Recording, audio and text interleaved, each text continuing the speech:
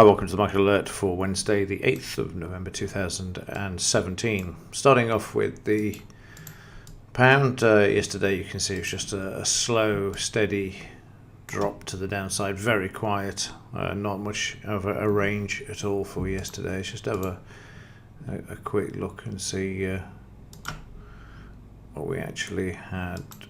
Yeah, just 62 points there. So very quiet for the pound, but it was Tuesday, and again you can see the bigger picture. We've got the market trading sideways here, stuck in a range between these two areas here. So fairly quiet, still below the 20 bar average as well, but a bounce back off the increase in interest rates a week ago tomorrow. News for the pound, well, we've only got the one today. It's the crude oil inventories. They're out at 3:30, and yeah, we'll see what happens. It's no longer a market mover, but that said, for those that you may not be aware, this is going to tie in with the Dow. So let me just switch to the Dow.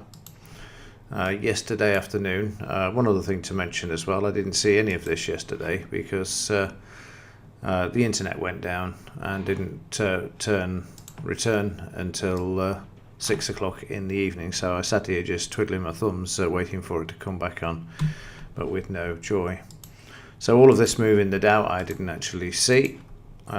We started off with the potential to move the market to the upside, and then it moved sharply low. It moved by 100 points. So what was behind the move? Well, the answer to this is quite simple.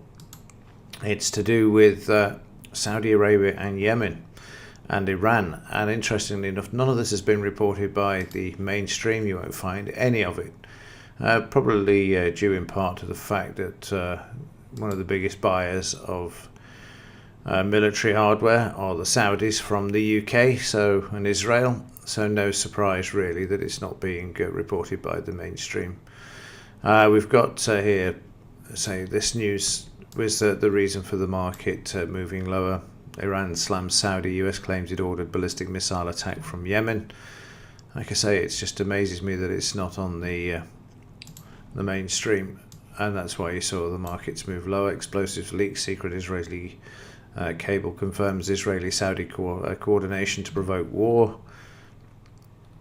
Yeah, it goes on. There's a lot of it on here over several pages. But one of the other interesting articles surrounding this, again, I think we could have a full-blown World War III now, and the markets wouldn't even bat an eyelid, whereas in 2003, or just prior to 2003, the markets dropped sharply. As it says here, Saudi CDS spikes, currency crumbles, but stock market miracles abound. And if we just scroll down to, so you can see there, the risk side is the bonds have increased. The Riyadh, the Rial has moved lower, and the bonds. And then you get to the stock market. See if I can make this a full screen one. It's a good job I paused the screen there. It took 5 minutes to download. Must still be some lingering problem with the internet.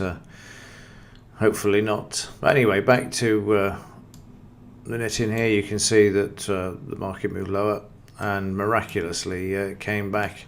And this has been the case over the last few days, where there's been attempted coup, bombs going off, Yemen kicking off.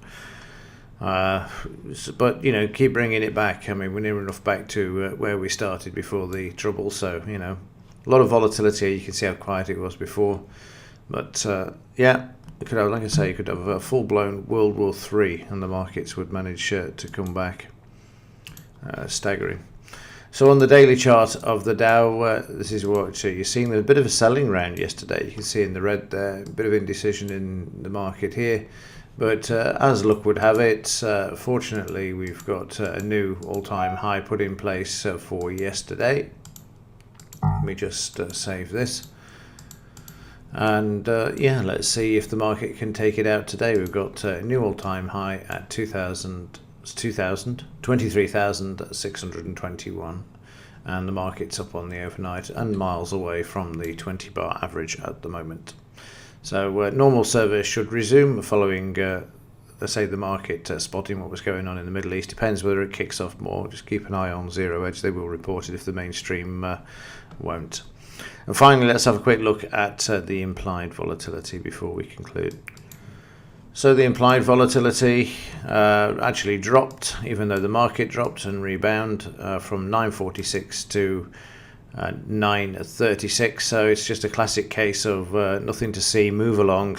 Nothing, everything's fine. Just keep walking. So there we go. It's very strange, very, very strange at the moment, the way these markets are reacting. Only thing that's consistent is that it doesn't matter how bad the news is, the market still either drops slightly, pulls back, and then moves higher. And if it's happening in where there's potential for war to break out in Saudi Arabia at their stock market, then what's really going to get this market to correct and actually sell off? There will be something, but who knows what it's going to be when it's, it appears it's become immune to all sorts of negative and potential travesties and tragedies. So who knows? Right, that'll do it for this one. If there's anything to report, I'll let you know. That's on the basis that the internet connection doesn't go down again. MT4's been going on and off whilst recording this. Hopefully they'll get it sorted. Right, that's it. As ever, thanks for watching. See you in the next one.